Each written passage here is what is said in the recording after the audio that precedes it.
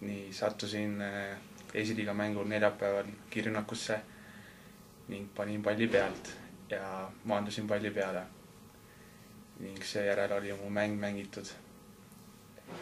Praeguseks ei oska öelda kui kauaks, aga esialgu 10 päeva. 10 päeva on kips. Ja siis lähen traumatoloogi juurde.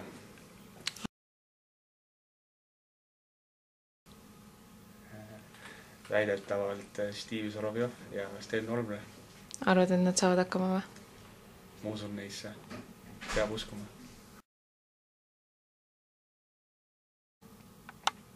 Koosolekul rääkisime, et Sten Olmre läheb minu asemel põhiviisikus välja.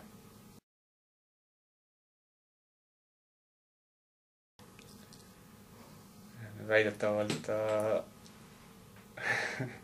on omadega läbi, nii ta pidi pingutama nii palju, kui suudab ja annab märku, kui ta enam ei jõua mängida.